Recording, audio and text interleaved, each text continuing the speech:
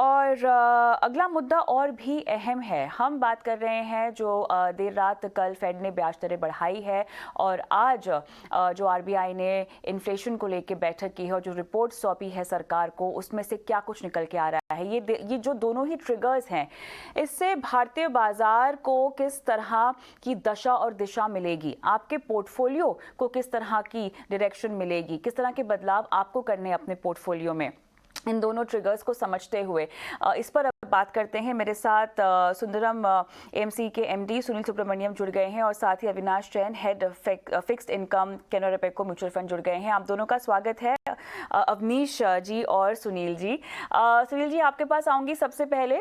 कल जिस तरह की ब्याज दरें बढ़ने की बात हो रही थी, जितनी ब्याज दरें बढ़ी हैं वो तो काफ़ी हद तक अपेक्षित थी, वो तो एक्सपेक्टेड ही था कि उस लाइन पे बढ़ी है, लेकिन जिस तरह बढ़ी है, स्टेटमेंट जब आई तो लगा कि अब जो मोमेंटम होगा वो धीरे हो जाएगा, कम हो जाएगा। लेकिन जब चेयरपर्सन साहब आए तो उन्होंने बात को पूरी तरह से घुमा दिया और यू टर्न मार के उन्होंने कहा है कि एक तो काफ़ी हद तक डेटा बैक डेटा रहेगा और ब्याज दरें जो बढ़ाने या घटाने का फैसला होगा वो काफ़ी हद तक डेटा डिपेंडेंट होगा, लेकिन उसके साथ साथ भी तीव्रता इतनी जल्दी नहीं दिखाई जाएगी। एक चीज़ जो मुझे आपसे समझनी है कि महंगाई इतनी ब्याज दरें बढ़ाने के बावजूद भी वहाँ पर काबू में नहीं आ रही है, और यहाँ पर हम केवल अब खाने पीने या फ्यूल की महंगाई की बात नहीं कर रहे हैं। तमाम सेक्टर्स में जो है यूएस में हम देख रहे हैं कि इन्फ्लेशन रिकॉर्ड हाई पर पहुंच गया है और ब्याज दरें बढ़ाने के बावजूद भी काफी समय का इंतजार शायद करना पड़ेगा जब तक चीजें नॉर्मल हो जाएं। हाँ बिल्कुल, क्योंकि देखिए ये जो महंगा की बात कर रहे हैं उसका दो ट्रिगर्स होते हैं। एक होता है डिमांड साइड का ट्रिगर, एक सप्लाई साइड का ट्रिगर। अभी सप्लाई साइड की ट्रिगर तो रशिया यूक्रेन की झगड़े के कारण जो तेल की और फूड प्राइसेस के और कमोडिटी प्राइस के दाम बढ़े थे वो कारण थे, यानी सप्लाई पुश इन्फ्लेशन ने इसको बढ़ाया था। और मान लीजिए कि 1.5 साल पहले 1.5% पे था इन्फ्लेशन, आज 8.5% से ज्यादा है। तो इस राइज के पीछे फिर दूसरी बात जो हुई थी कोविड के टाइम में, पैंडेमिक के टाइम में, यूएस गवर्नमेंट क्योंकि उसके कारण रिसेशन ना आए इसके लिए उन्होंने क्वांटिटेटिव ईजिंग से बहुत पैसा फैलाया और गवर्नमेंट ने भी अपने हाथ से कुछ करीबन $3,500 हर इनकम टैक्स पेयर के हाथ में उन्हें बांट दिया। तो इसके कारण डिमांड साइड से भी इन्फ्लेशन शुरू हुआ और हाउसिंग का बहुत जबरदस्त, यानी मान लीजिए कि कुछ महीने पहले 30 साल की फिक्स्ड मॉर्गेज, फिक्स्ड रेट आपको 2% के लेवल पे मिल रही थी, 2-2.5% के। अब सोच लीजिए 30 साल वाला लोन अगर फिक्स्ड पे 2.5 पे आ रहा है तो कितने लोगों ने एक या दो घर छोड़िए 5, 6, 10 घर खरीदने लगे क्योंकि इतना सस्ता में उनको हाउसिंग लोन्स मिल रहे थे। तो ये डिमांड ड्रिवन पुश लेके गई इन्फ्लेशन को करीबन 9% के आसपास। अब फेड, क्योंकि ये इन्फ्लेशन अभी बहुत इंपॉर्टेंट हो गया ग्रोथ के सामने, इस इन्फ्लेशन को कूल डाउन करने के लिए रेट हाइक कर रही है ताकि अभी हाउसिंग लोन के रेट 2.5% से आज करीबन 6% तक पहुंच गए हैं। फिर भी आपको ओवरऑल गवर्नमेंट की जो बूस्टेड ड्रिवन ग्रोथ है उसमें कमी नहीं दिख रही है और इन्फ्लेशन नहीं गिर रहा है, क्योंकि एक तरफ सप्लाई साइड का तो वॉर जब तक रहेगा तब तक ऑयल प्राइसेस रहेंगे। ओपेक जब तक ऑयल तेल को टूटने नहीं देती है, दाम अपना सप्लाई को कंट्रोल के दाम को एक लेवल के ऊपर रख रही है, तब तक इन्फ्लेशन नहीं गिरेगा। तो इसलिए फेड चेयरमैन ने जो प्रेस कॉन्फ्रेंस में कहा कि ये जब तक ये इन्फ्लेशन कंट्रोल में ना आए मैं रेट हाइक करता रहूंगा और अल्टीमेटली मैं कुछ 4, 4.5 में नहीं रुकने वाला हूं, 5 तक भी लेके जाऊंगा। तो ये मार्केट के लिए वो एक बुरी खबर थी कि क्या रेट हाइक धीरे धीरे हो सके मगर बहुत लंबी देर के लिए रेट हाइक चलता रहेगा, तो तब तक आप समझिए कि पैसा महंगा हो तो स्टॉक मार्केट के लिए सस्ता पैसा नहीं आके स्टॉक मार्केट को बूस्ट नहीं कर पाए, इसलिए मार्केट में इसमें नेगेटिव रिएक्शन लिया था। तो बात यह है कि जब तक कि डिमांड को इतना वो मरवा नहीं करते, right, they have to kill demand की हद तक कि फिर तेल का दाम भी गिरे, क्योंकि अगर डिमांड गिर गया तो ऑटोमेटिकली डिमांड सप्लाई के कारण तेल के दाम भी गिरने, तो उस दिन तक हमें इंतजार करने की जरूरत है। तो शॉर्ट टर्म में मैं मानता हूं कि जब तक इन्फ्लेशन का डेटा आपको जबरदस्त गिरते हुए नहीं गिर रहे, फेड अपना रेट हाइक का प्रोग्राम रुकवाएगी नहीं और जारी रखेगी। कल भी यहाँ पे अहम डेटा आने वाला है, लेकिन उसके अलावा अवनीश, अब भारत के सिनारियो को हम देखते हैं। हम अक्टूबर की रेनफॉल की बात करें तो नॉर्मल से लगभग 44% जो है बारिश हुई है। सीपीआई जो है हमने देखा कि लगभग 10.9% के आसपास आता हुआ दिखाई दिया है। फूड सीपीआई की मैं यहाँ पर बात कर रही हूँ। अनसीजनल बारिश की वजह से जो खरीफ की फसलें हैं उनके खराब होने का अंदेशा यहाँ पे दिखाया जा रहा है, बताया जा रहा है। और ये केवल खाने पीने की महंगाई की बात नहीं हो रही है, तमाम तरह की चीज़ों की महंगाई दर इस सब के चलते बढ़ती हुई दिखाई देगी, ये अंदेशा जताया जा रहा है। अगले 12 महीने में हमें डिमांड में स्लो डाउन की भी आशंका जताई जा रही है। भारत का सिनेरियो कितना टेंशन वाला है, अगर मैं महंगाई के लिहाज से समझना चाहूं तो? अगर हम भारत के एनवायरनमेंट को देखें, माइक्रो एनवायरनमेंट को, तो इन्फ्लेशन तो ऊपर है, अभी महंगाई दर ऊपर है, बट अभी जो नंबर आएगा अक्टूबर का वो करीब 6.70 या 6.5 या 6.75 के आसपास आएगा, विच इज लेस देन जो लास्ट टाइम आया था 7.40। तो वो नंबर कम हो जाएगा और आगे चलते नंबर कम ही होने वाला है। और आरबीआई का जो एस्टिमेट है कि इन्फ्लेशन लास्ट क्वार्टर में 5, 5.5, 6 के नीचे आ जाएगा।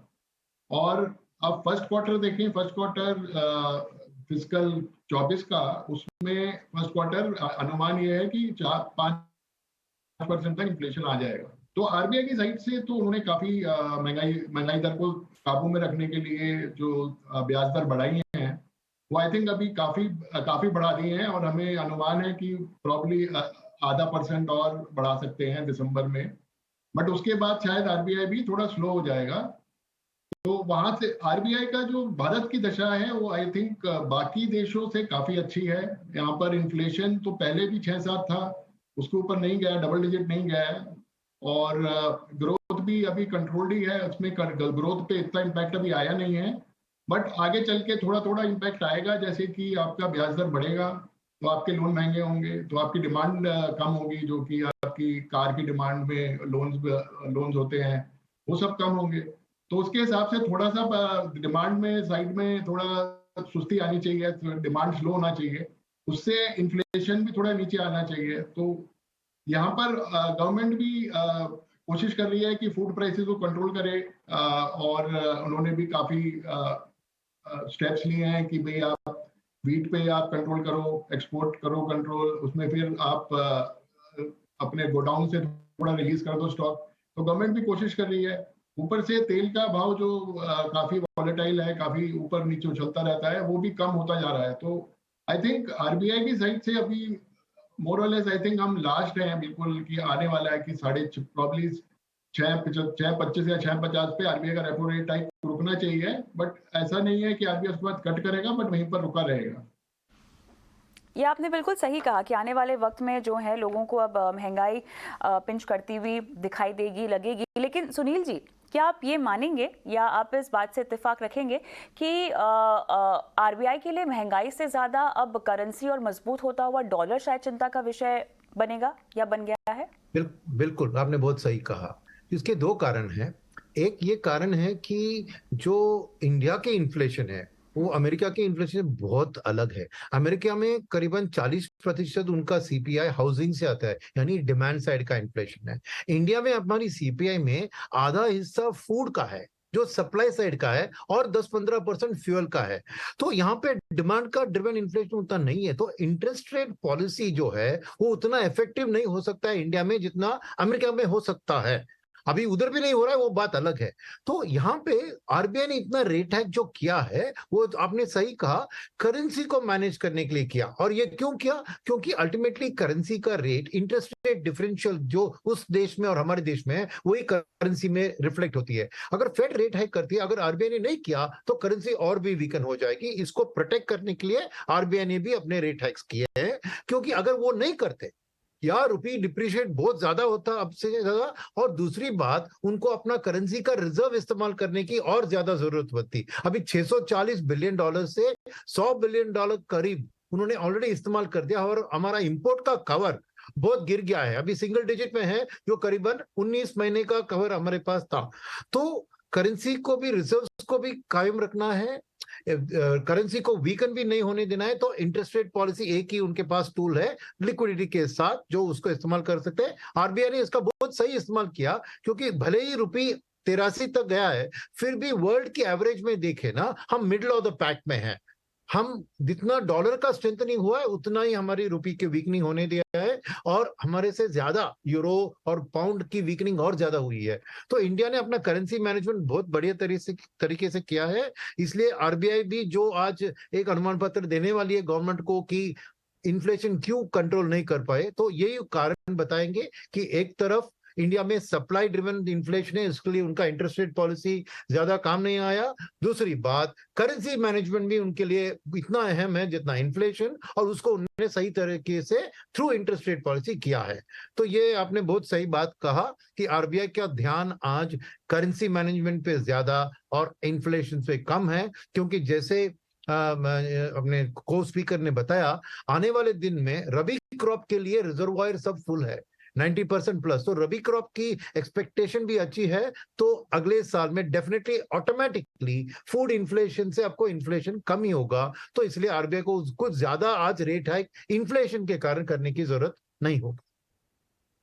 थोड़ा सा हम लोग बॉन्ड यील्ड्स की अब बात करते हैं। बॉन्ड यील्ड्स ने जिस तरह से अब ब्याज दरों को लेकर दशा और दिशा दिखाई दे रही है भारत में, उस सबको क्या फैक्टर इन कर लिया है? क्या यहाँ पर आपको चाल में तब्दीली, नरमी दिखाई देगी?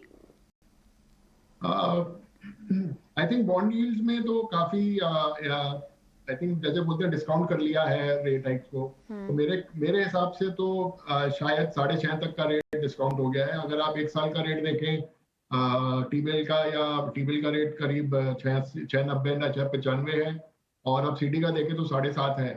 तो उसके हिसाब से आप देखें तो रेपो के ऊपर 100 बेसिस मतलब काफी कुछ डिस्काउंट हो गया है बॉन्ड यील्ड्स में। और कर्व भी बहुत फ्लैट है, मतलब बहुत आपका एक साल का रेट भी 7% है जैसे कि टी-बिल का, और आपका 10 ईयर का जो 10 साल का बॉन्ड है गवर्नमेंट बॉन्ड, वो 7.40 पे 7.45 पे है। तो कर्व बहुत फ्लैट है, सारे रेट ऊपर आ गए हैं काफी 1, 2, 3 साल के। आप देखें तो 1, 2, 3 साल के रेट पिछले आप स्टार्ट ऑफ द ईयर से देखें 2022 तो करीब 250 से 300 बेसिस का उसमें उछाल आया है।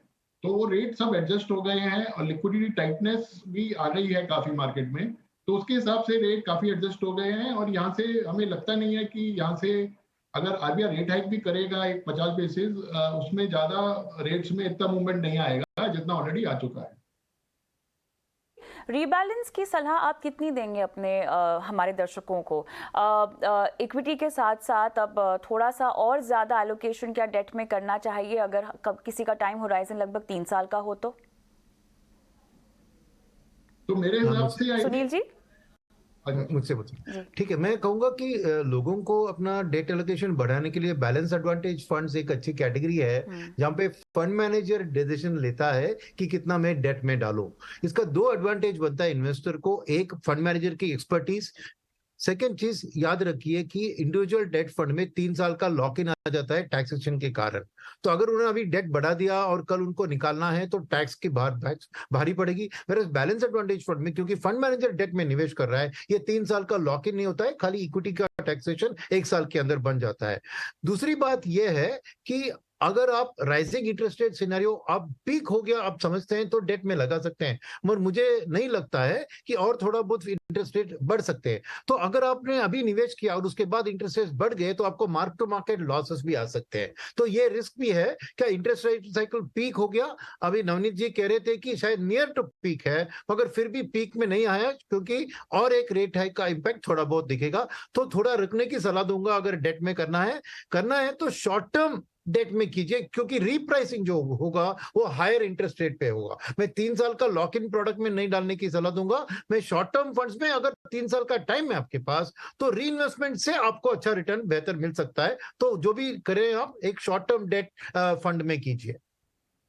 अवनीश जी, क्या लॉन्ग टर्म डेट में जाने से फिलहाल बचना चाहिए, या आप अभी किश्तों में जा सकते हैं? अवनीश जी तो मैं ये समझता हूँ कि किस्तों में भी जा सकते हैं, अभी स्टार्ट कर सकते हैं। बिकॉज क्या होता है कि आप ना जैसे बोलते हैं मार्केट, आप कभी जैसे इक्विटी में भी बोलते हैं कि आप मार्केट टाइम नहीं कर सकते, डेट में भी पता नहीं क्या होगा, क्योंकि अभी क्या है, अभी तो यूएस का इन्फ्लेशन बहुत ऊपर है। अगर माना जाए कि नेक्स्ट 2-3 रीडिंग में सडनली इन्फ्लेशन वहां पर एक आपको शार्प फॉल दिखता है, 8.5 का 8 या 7.25 7.5 हो जाता है, तो मार्केट में फिर तेजी आने की आशंका है।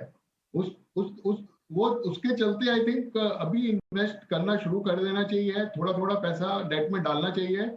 मैं तो ये बोलूंगा 3 साल के लिए भी आप बुक कर सकते हैं, बिकॉज अभी क्या है कि जो 7.5 का यील्ड है आपको शॉर्ट ड्यूरेशन फंड में भी मिल रहा है, आपको कॉर्पोरेट बॉन्ड फंड अगर दो जो मिड ड्यूरेशन फंड है उसमें भी मिल रहा है, तो ये यील्ड काफी अच्छा है from a long term perspective.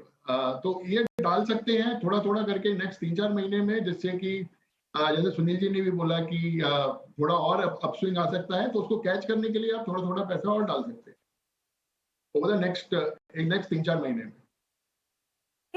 तो ये है वो ट्रिगर्स जिनके चलते आपको रणनीति अपनानी चाहिए या बदलाव करना चाहिए अपने पोर्टफोलियो में, और खास तौर से अपने डेट निवेश की ओर। बहुत बहुत धन्यवाद सुनील जी आपका, अवनीश जी आपका समय निकाला और दर्शकों को इस मुद्दे पे सलाह दी।